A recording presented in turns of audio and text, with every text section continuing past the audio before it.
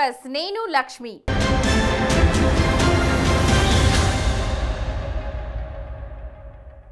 రానున్న రోజుల్లో అమరావతి నగరం సర్వాంగ సుందరంగా రూపుదిద్దుకోనుంది. రాజధానిలోని ప్రధాన రహదారులన్నింటినీ అంతర్జాతీయ ప్రమాణాలతో నిర్మిస్తున్నారు. అలాగే రాజధాని నగరంలో వంతెనలు, కమ్యూనికేషన్ నెట్వర్క్, ఫుట్పాత్లు, సైకిల్ ట్రాక్, కృష్ణానదిపై ఐకానిక్ బ్రిడ్జ్ నిర్మాణం, విద్యుత్ సదుపాయాలు వంటి వాటికి ప్రాధాన్యం ఇస్తున్నారు. అయితే నాణ్యత విషయంలో చంద్రబాబు ప్రభుత్వం ఎక్కడా రాజీ పడడం లేదు.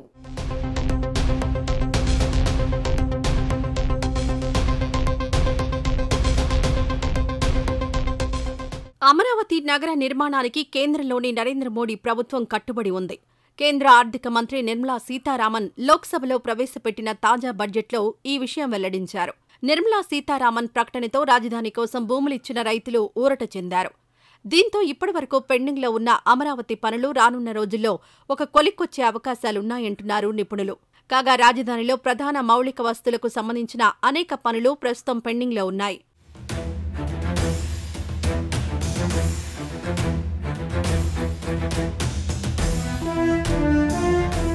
అలాగే రైతులకు స్థలాలిచ్చిన ఎల్పీఎస్ లేఅవుట్లోనూ మౌలిక వస్తువులను అభివృద్ధి చేయాల్సి ఉంది.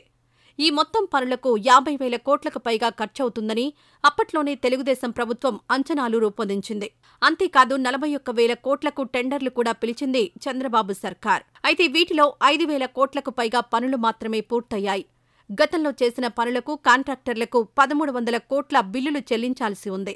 అయితే అమరావతికి సాయం చేస్తామని బడ్జెట్లో కేంద్రం ప్రకటించడంతో కాంట్రాక్టర్లు రిలీఫ్గా ఫీలయ్యారు. 5 ఏళ్లుగా పెండింగ్లో పడ్డ రాజధాని నగర పనులు మళ్లీ ప్రారంభించడానికి ఉత్సాహపడుతున్నారు. అయితే కొన్నేళ్లుగా పెండింగ్లో ఉన్న తమ బకాయిలను వెంటనే చెల్లిస్తే ఉరిమే ఉత్సాహంతో మళ్లీ పనులు ప్రారంభించడానికి సన్నద్ధమవుతున్నారు.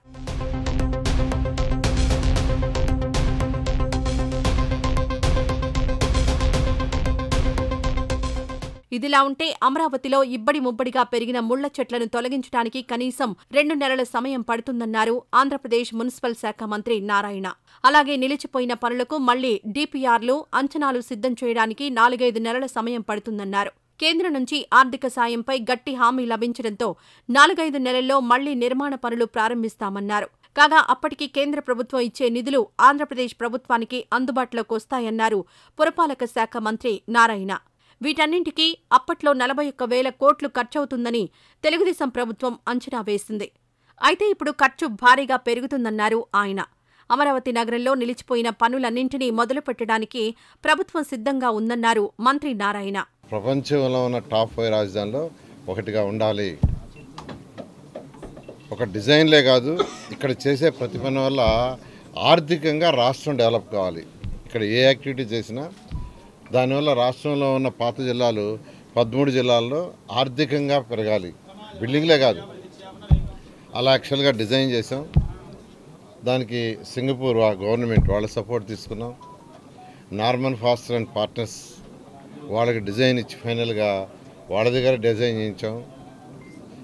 తర్వాత రోడ్లు, డ్రైన్స్, డ్రింకింగ్ వాటరు, ఈ ప్రాజెక్టులన్నీ టెండర్లు ఇచ్చాం. అన్నీ ఆల్మోస్ట్ ఆల్ వాటిలో మెజారిటీ పార్ట్ కూడా కవర్ అయింది.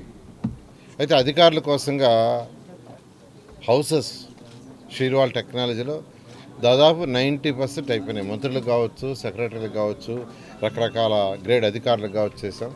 రానున్న రోజుల్లో అమరావతి నగరం సర్వాంగ సుందరంగా రూపుదిద్దుకోనుంది. మెయిన్ రోడ్లన్నింటినీ ప్రపంచ స్థాయి ప్రమాణాలతో రూపొందిస్తున్నారు. అలాగే రాజధాని నగరంలో వంతెనలు, కమ్యూనికేషన్ నెట్వర్క్, ఫుట్పాత్లు, సైకిల్ ట్రాక్, కృష్ణానదిపై ఐకానిక్ బ్రిడ్జ్ నిర్మాణం, విద్యుత్ సదుపాయాలు, నీటి సరఫరా వంటి మౌలిక వస్తులున్నాయి. వీటి నిర్మాణాల విషయంలో చంద్రబాబు ప్రభుత్వం ఎక్కడా రాజీ పడలేదు. ఈ నిర్మాణాలన్నింటినీ అంతర్జాతీయ ప్రమాణాలతో రూపొందిస్తోంది కూటమి ప్రభుత్వం. ఈ అన్ని పనులకు 17,000 కోట్లు ఖర్చవుతుందని గతంలో చంద్రబాబు ప్రభుత్వం అంచనా వేసింది.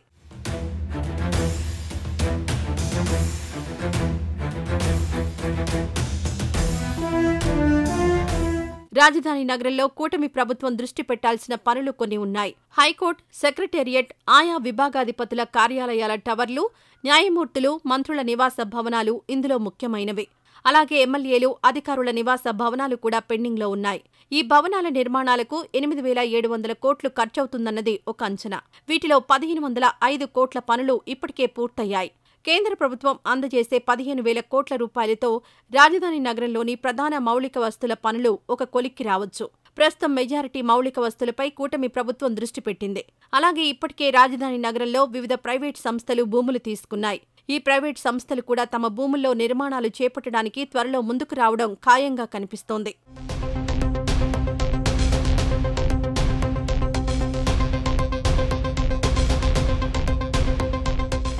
ఇది ఇవాల్టి స్వతంత్ర ఫోకస్. రేపు మరో అంశంతో మళ్ళీ కలుద్దాం. అప్పటి వరకు చూస్తూనే ఉండండి స్వతంత్ర టీవీ.